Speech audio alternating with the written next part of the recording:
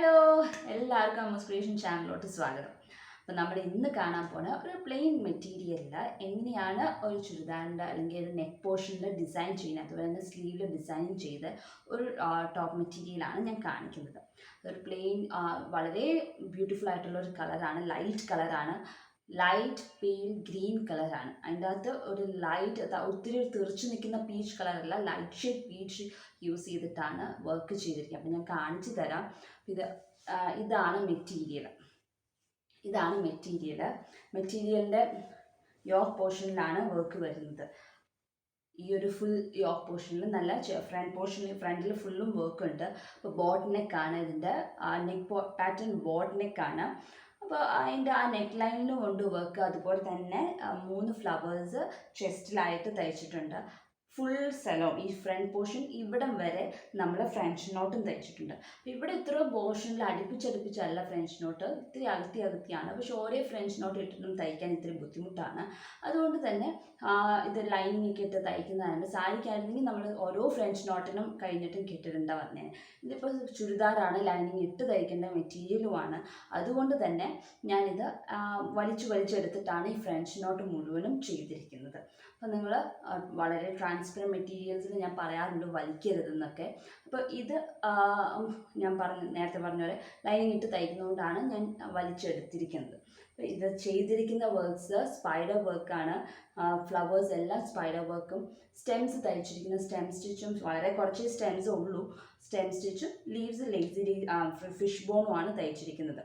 പിന്നെ കുറച്ച് ഫ്രഞ്ച് നോട്ടും കൂടെ യൂസ് ചെയ്തിട്ടാണ് ഈ ഫുൾ ഇതിൻ്റെ കളർ കോമ്പിനേഷനാണ് ഇതിൻ്റെ ഒരു പ്രത്യേകത. ഈ ഒരു മെറ്റീരിയലിൻ്റെ പ്രത്യേകത എന്ന് പറഞ്ഞിട്ടുണ്ടെങ്കിൽ ഇതിൻ്റെ കളർ കോമ്പിനേഷൻ തന്നെയാണ്. വളരെ നല്ല ഭംഗിയുള്ളൊരു കളർ കോമ്പിനേഷൻ, ഏത് ഏജിലുള്ള ആൾക്കാർക്കും യൂസ് ചെയ്യാൻ പറ്റിയ ഒരു കളർ കോമ്പിനേഷനാണ്. Light pale green and peach ഷെയ്ഡാണ്. അതിൻ്റെ അകത്ത് ലീവ്സ് വന്നിട്ട് കുറച്ച് ഡാർക്ക് ഒലീവ് ഗ്രീൻ കളറാണ് ലീവ്സും തയ്ച്ചിരിക്കുന്നത്. അപ്പോൾ ഇതാണ് ഇതിൻ്റെ ഫ്രണ്ട് പോർഷൻ വരുന്നത്. നെക്കിൻ്റെ ഫ്രണ്ട് പോർഷൻ വരുവാണെങ്കിൽ ഇവിടം വരെ ചെസ്റ്റിൻ്റെ താഴം വരെയാണ് വർക്ക് വരുന്നത്. പിന്നെ വന്നിട്ട് സ്ലീവ്സ്, ഇത് 3 മീറ്റർ മെറ്റീരിയലാണ്.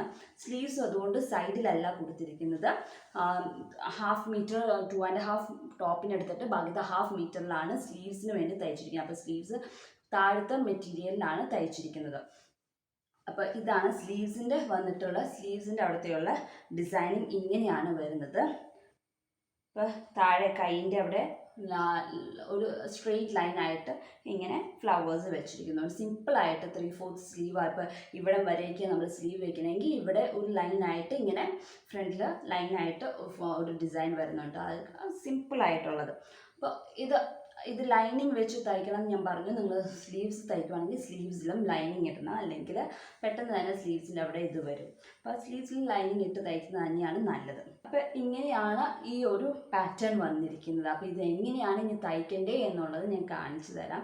നല്ലോണം വരയ്ക്കാവുന്ന ആൾക്കാർക്കാണെങ്കിൽ ബോട്ട് നെക്ക് ജസ്റ്റ് മാർക്ക് ചെയ്ത് കഴിഞ്ഞിട്ട് കുറച്ച് സർക്കിൾസ് നിങ്ങൾക്ക് ഇഷ്ടമുള്ള പോലെ എവിടേക്കാണ് പൂക്കൾ വേണ്ടതെന്ന് വെച്ചാൽ അറിയാവുന്ന ആൾക്കാരുണ്ടെങ്കിൽ സർക്കിൾസ് വരച്ചിട്ട് ലീവ്സൊക്കെ തയ്ച്ച് ഇങ്ങനെ ആക്കിയാൽ മതി. ഇത് സെയിം പാറ്റേൺ തന്നെ വേണം എന്നൊന്നുമില്ല.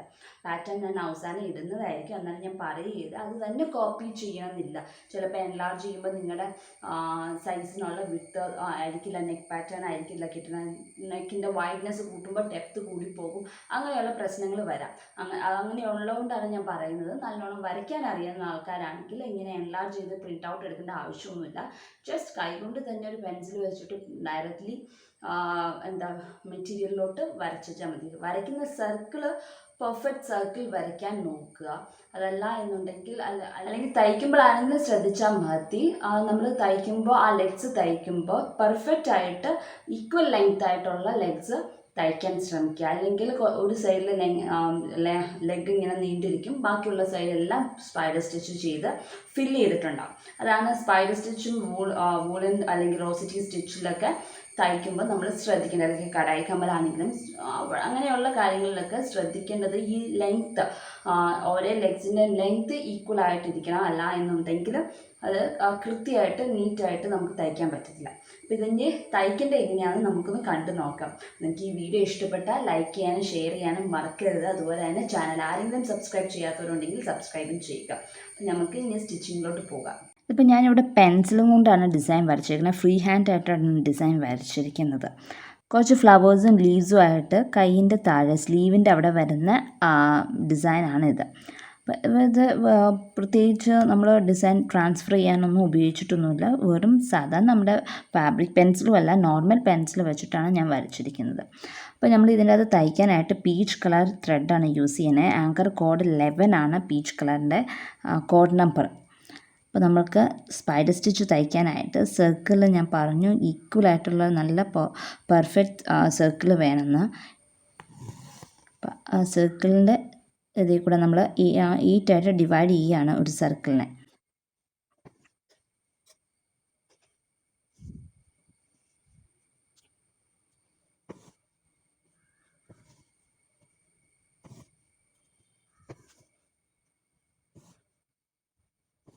ഇപ്പോൾ നമ്മൾ സർക്കിൾ 8 ആയിട്ട് പാർട്ടീഷൻ ചെയ്തിട്ടുണ്ട്. ഇനി ഏതെങ്കിലും ഒരു സൈഡിൽ സെൻറ്ററിനോട് ചേർന്നായിട്ട് ഏതെങ്കിലും ഒരു ഈ കോളത്തിൽ ഏതെങ്കിലും ഒരു കോളത്തിൽ നമ്മൾ കുത്തിയെടുക്കുക.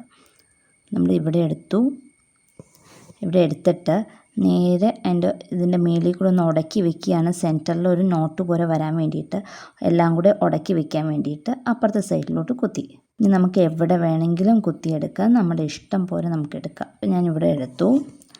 കഴിഞ്ഞിട്ട് നമ്മൾ സ്പൈഡർ വർക്ക് ചെയ്യുമ്പം ബാക്ക് ഇപ്പോൾ നമ്മൾ ഇവിടെയാണ് കുത്തിയെടുത്ത് അതിൻ്റെ പുറകിലുള്ള ഈ തണ്ടിൻ്റെ താഴത്തേക്കൂടെയും ഈ മുമ്പിലുള്ളതിൻ്റെ താഴത്തേക്കൂടെ എടുക്കുക.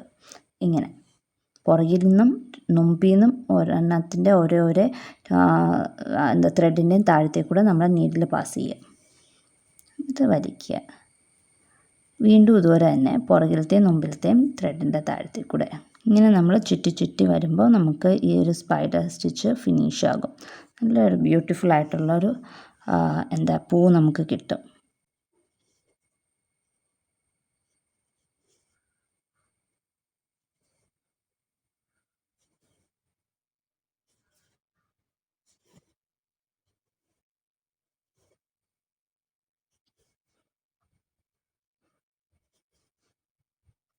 ബിഗിനേഴ്സിന് പറ്റിയൊരു സ്റ്റിച്ചാണിത്. നമുക്ക് പെട്ടെന്ന് തന്നെ തയ്ച്ചെടുക്കാം.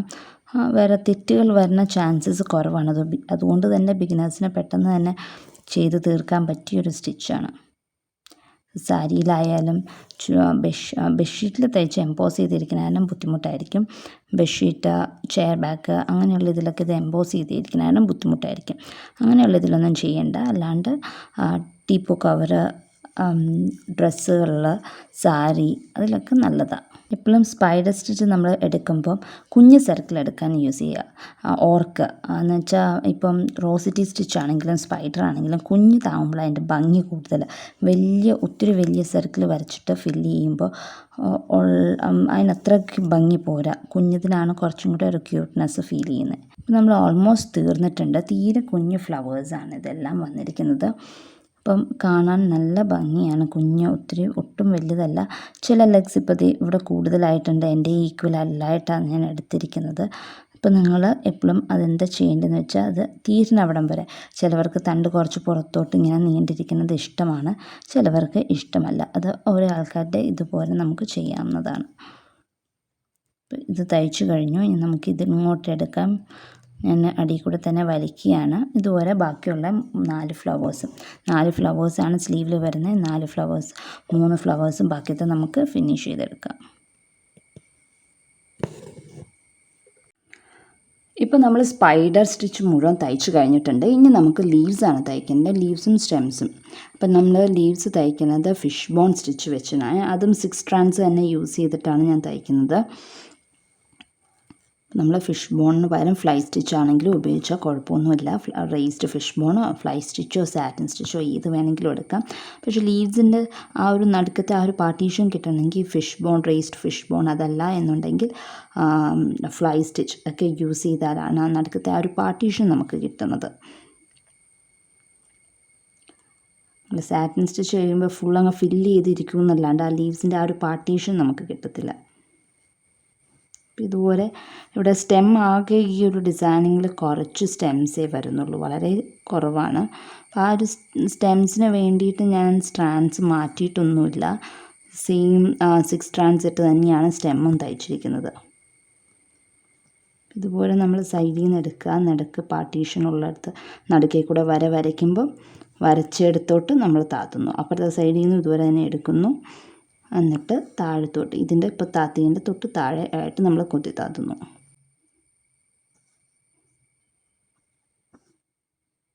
ഇതിപ്പോൾ കുറച്ചും കൂടെ ഡെക്കറേറ്റീവ് ആക്കി വെക്കണമെന്നുണ്ടെങ്കിൽ ഈ ലീവ്സിൻ്റെ പാർട്ടീഷൻ നടുക്കേ കൂടെ കുറച്ച് ട്യൂബ്സോ ബീഡ്സോ എന്തെങ്കിലും കുഞ്ഞു ഷുഗർ ബീഡ്സ് അല്ലെങ്കിൽ കുഞ്ഞു ട്യൂബ്സൊക്കെ വെച്ച് നമുക്ക് ഡെക്കറേറ്റ് ചെയ്യാവുന്നതാണ്.